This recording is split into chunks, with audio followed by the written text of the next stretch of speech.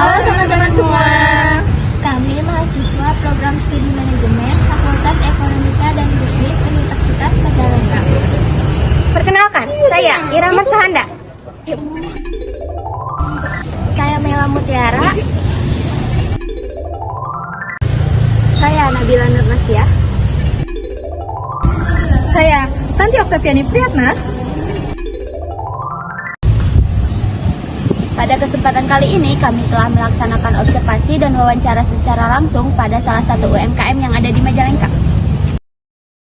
Kegiatan ini bertujuan untuk mengetahui bagaimana sebuah usaha dijalankan, mulai dari latar belakang usaha, pengelolaan sumber daya manusia, strategi pemasaran, pengelolaan keuangan, hingga strategi pemasaran.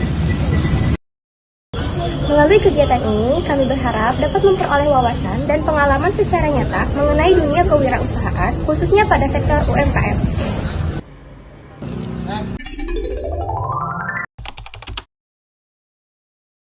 Selamat malam Pak, perkenalkan kami dari mahasiswa Universitas Majalengka izin meminta waktunya sebentar untuk mewawancarai terhadap UMKM. Apakah Bapak berkenan? Boleh, mangga.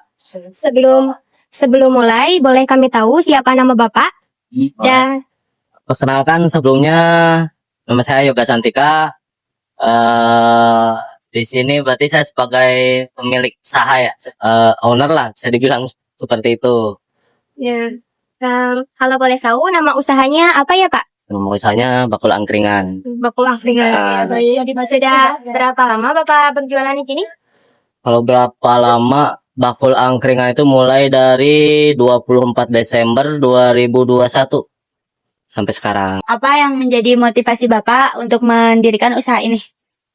Motivasi pertamanya, jadi sebelum buka angkringan ini kan dulunya kerja.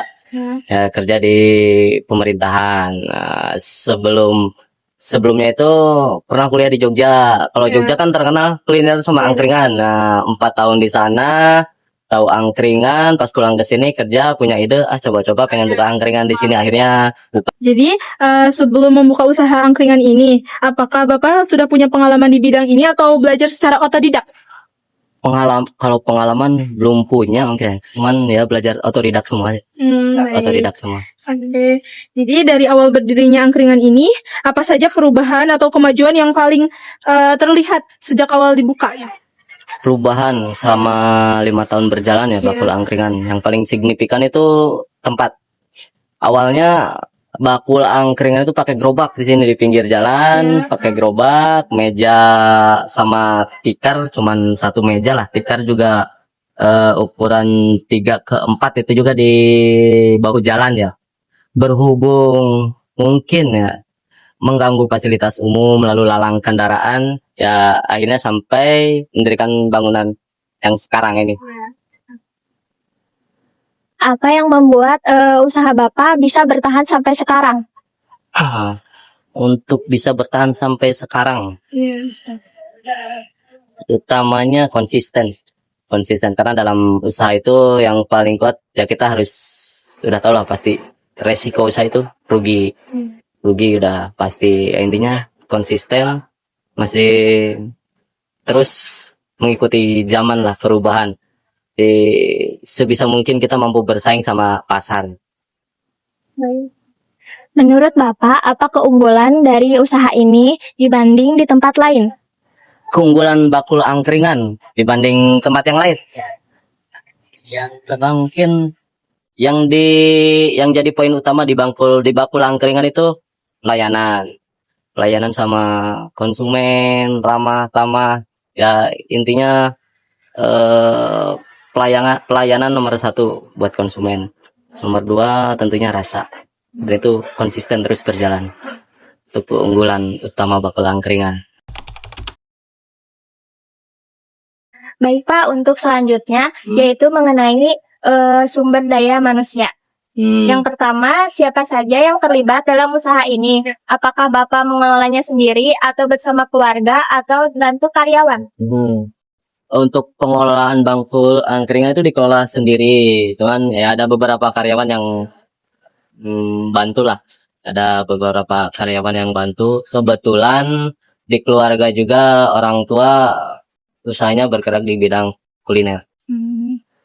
Dan selanjutnya, untuk saat ini ada berapa jumlah karyawan yang bekerja di sini? Karyawan bakul angkringan kalau hari-hari misalkan dari hari Senin sampai hari Kamis itu 4 orang, kecuali weekend, malam Sabtu, malam Minggu kita tambah yang kerja 1 orang, 5 orang. Kalau malam Sabtu, malam Minggu itu untuk hari-hari biasa 4 orang. Yang di sini yang di bakul angkringan. Kalau yang di dapurnya ada khusus 1 orang. Totalnya 6 orang berarti. Kalau untuk karyawannya sendiri, minimal pendidikannya itu apa? Untuk karyawan di sini nggak ada minimal pendidikan. Oh. Yang penting kuncinya rajin dan mau belajar. Nah itu kuncinya. Rajin mau belajar. Kunci utamanya deh. Kalau untuk pembagian tugasnya itu ada pembagian tugas khusus atau semuanya saling bantu aja? Untuk pembagian tugas ini ada beberapa tugas, misalkan yang di depan itu ada kasir. Kasir itu merangkap sama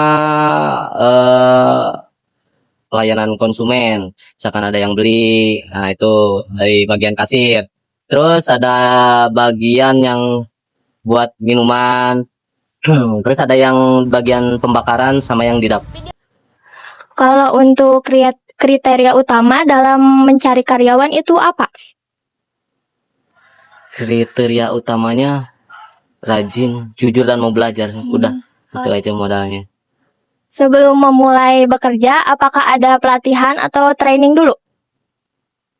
Ada ya bisa dibilang training. Kita di sini kalau misalkan ada karyawan baru, kalau ya bisa dibilang training 1 minggu lah, 1 minggu training, tapi maksudnya bukan dikhususkan training tapi langsung masuk kerja seperti biasa gitu, kayak karyawan lainnya. Bagaimana cara menjaga kualitas kerja supaya tetap konsisten? Untuk menjaga kualitas kerja karyawan ya komunikasi owner sama karyawan itu baik, terus per berapa minggu sekali kita ada evaluasi. Apa tantangan terbesar Bapak dalam mengelola karyawan? Tantangan terbesar mengelola karyawan, kadang karyawan itu kita kan nggak tahu orang luar, maksudnya dari tingkat kerajinannya. Misalkan ada karyawan baru nih, bulan pertama mungkin masih baru, masih rajin gimana, setelah beberapa bulan ke depan mulai kelihatan jarang masuk kerja, malas. Nah itu yang jadi tantangannya. Kalau boleh tahu, sistem gaji atau bonus di sini dan insentif itu seperti apa ya, Pak? Untuk gaji di sini, nah di sini tuh gaji pokoknya per bulan. Ada bonus absen, bonus kalau misalkan penjualan lagi rame, omset lagi lumayan, itu ada lagi fee-nya. Terus yang terakhir juga ada ini ongkir. Jadi kalau delip itu misalkan karyawan 1 delip kemana, ongkir berapa, nah itu ongkirnya plus buat karyawan. Kalau boleh tahu, kenapa memilih lokasi di sini? Untuk pemilihan lokasi di sini tentunya satu strategis, pinggir jalan, jadi sama lalu lalang kendaraan itu terlihat jelas. Karena kalau di Jogja itu ciri khasnya angkringan pinggir jalan, bahu jalan, ya itu khasnya angkringan. Apakah ada target pasar tertentu yang disasar? Target pasar tertentu mungkin nggak ada target pasar tertentu ya, tapi kita itu mencakup, ya tentunya bakul angkringan itu mencakup semua kalangan lah. Semua kalangan, anak kecil sampai orang tua, orang dewasa. Bagaimana cara memperkenalkan usaha ini? Apakah menggunakan media sosial? Kalau boleh, menggunakan media apa? Tentu sangat, zaman sekarang udah emang zamannya promosi menggunakan sosial media ya. Kita main di TikTok, main di Instagram juga. Menurut Bapak, media promosi mana yang paling efektif sejauh ini? Yang paling efektif Sejauh ini untuk promosi mungkin di TikTok. Bagaimana cara mempertahankan pelanggan? Untuk mempertahankan pelanggan, nomor satu itu kenyamanan. Kenyamanan dari segi pelayanan, dari segi rasa, dan juga tempat. Apakah pernah mengikuti event, belajar, atau bekerja sama dengan orang lain? Kalau untuk bekerja sama orang lain itu belum ya. Tapi untuk bazar kita beberapa kali mengadakan bazar di sekolah ikut serta. Dengan persaingan yang semakin banyak, strategi apa yang dilakukan oleh Bapak Ibu agar tetap bersaing? Strategi untuk bertahan selama ini ya konsisten sama rasa pelayanan.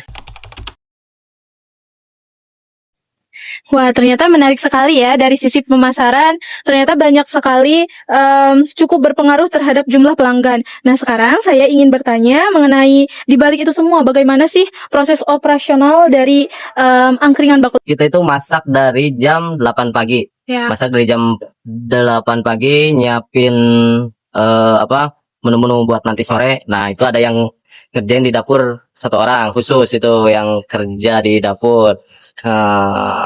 Disiapin dari jam 8 pagi sampai jam 11 siang itu selesai. Lanjut lagi sore jam 4 itu mulai karyawan pada masuk.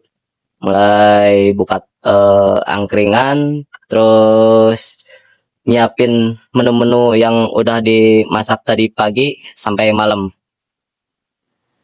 Oke, baik. Dari saya ingin bertanya mengenai dari segi bahan baku. Bapak mendapatkan bahan baku ini dari pasar atau apakah ada supplier? Kalau bahan baku ada supplier yang ngirim. Oke, baik. Selanjutnya, bagaimana cara Bapak memilih bahan baku yang menurut Bapak itu bagus? Ya kita kalau misalkan dikirim sama supplier juga kadang agak rewel untuk ya lihat kondisi bahan bakunya bagus apa enggak. Kalau misalkan emang enggak kepake sama sekali, mending kita oper lagi aja, tukar. Menjaga kualitas ya, Menjaga Pak? kualitas tentunya.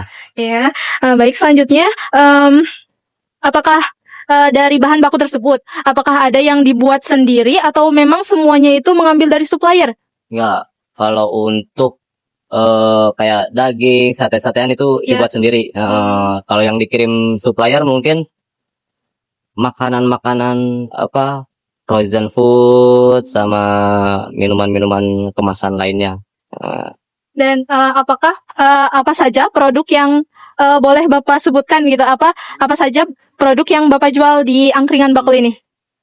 Produk menu ya, lebih ke menu ya. Iya, betul. Menu bakul angkringan itu kalau dari minuman kita ada susu jahe, teh tarik, itu best sellernya bakul angkringan. Terus ada satu lagi best sellernya itu teh kempul. Teh kempul, ada es jeruk, terus minuman kemasan kayak nutrisari dan minuman-minuman dingin lainnya. Itu udah umum lah. Terus dari menu makanan itu ada sate usus, sate kulit, ati ampla, janda. Ini jando nih best sellernya bakul angkringan. Terus ada juga sop iga, sop dengkil, ayam kampung, ayam sayur, dan menu yang lainnya paling frozen food. Kapasitas produksi per hari dari sate-satean aja. Dari sate-satean minimal kita per hari itu stok sore itu yang pertama dari per menu bisa 200 sampai 300 tusuk itu dari per menu ya. Nah, kadang kalau misalkan jam 9 jam 10 udah habis, kita restock ulang. Bagaimana Bapak mengatur stok agar tidak kehabisan dan tidak terbuang? Untuk mengatur stok, kan kita stok yang ready itu jam 4 sore udah yang disiapkan tadi pagi, misalkan 200 tusuk sate yang matang dari per menunya itu udah ready di angkringan. Nah, di freezer cadangan stok yang mentahnya itu kalau misalkan di angkringan udah habis, kita ready, jadi cepat lah restocknya, udah siap. Kalau misalkan kehabisan stok yang dijual tadi sore, yang malamnya tuh udah ready, siap dibawa lagi. Selama ini sih stok yang terbuang atau tersisa alhamdulillah jarang ya. Karena kalau misalkan ada sisa pun sedikit, besoknya kita ganti fresh yang baru. Baik. Jadi biasanya berapa lama waktu untuk menyiapkan satu pesanan? Untuk menyiapkan satu pesanan, kalau digoreng paling 5 menit. Kalau digoreng paling 5 menit. Untuk bakaran kan kita menggunakan bakaran arang briket, paling lama 15 menit untuk bakaran. Nah, itu normalnya. Kecuali kalau misalkan pesanan lagi numpuk rame ya mungkin agak dimaklum lah, agak lama antriannya. Baik. Bagaimana cara Bapak menjaga kualitas dan kebersihan produk Bapak sendiri? Intinya untuk menjaga kualitas kebersihan produk yang di depan kan kalau kalau apa kayak restoran di Bakul Angkringan itu menu-menunya kan terbuka, semi outdoor lah seperti itu. Otomatis kan banyak apa debu atau misalkan lalar atau apa ya, kita ada tutupnya khusus buat semacam jaring atau plastik kayak gitu buat menjaga kualitas tetap bersih, tetap terjaga. Kalau misalkan ada yang beli kita buka lagi. Baik. Baik, ini pertanyaan terakhir dari sisi operasional. Apa kendala yang sering dihadapi saat operasional sehari-hari dan bagaimana cara menghadapinya? Hambatan utama operasional sehari-hari itu cuaca. Kalau hujan ini kan semi outdoor ya. Kalau hujan kita kan ada lesehan sama meja. Ya kalau hujan otomatis meja udah nggak kepake sama sekali karena kehujanan. Ya paling menggunakan yang di lesehan. Terus kalau misalkan hujan juga di lesehan, di depannya kita pakai tirai supaya yang makan, yang jajan, yang datang konsumen ke sini tetap nyaman. Baik Pak, untuk pertanyaan selanjutnya itu mengenai keuangan. Kalau boleh tahu, kira-kira pas pertama buka itu modal usahanya berapa ya Pak? Untuk modal awal Bakul Angkringan itu saya masih ingat dulu tuh punya uang 3.500.000 modal awal. Modal awal 3.500.000 dipakai buat beli gerobak bekas sama peralatan dan bahan-bahan produk seadanya lah. 3.500.000 Dulu modalnya itu full dari tabungan pribadi atau ada bantuan dari yang lain? full dari tabungan pribadi. Untuk setiap harinya, rata-rata habis berapa ya Pak untuk belanja bahan baku? Keseluruhan Setiap harinya ya? setiap harinya untuk belanja bahan baku tiap hari mungkin 2.500.000-an sampai 3 juta tuh untuk pembelanjaan bahan baku. Ya segitulah. Untuk menentukan harga jual, Bapak biasanya mengikuti harga pasar atau ada hitungan biaya sendiri? Untuk harga jual kita ngikuti ya tentunya mengikuti harga pasar dan tentunya hitungan sendiri juga agar tetap menjaga keuangan supaya tidak gejlok kan.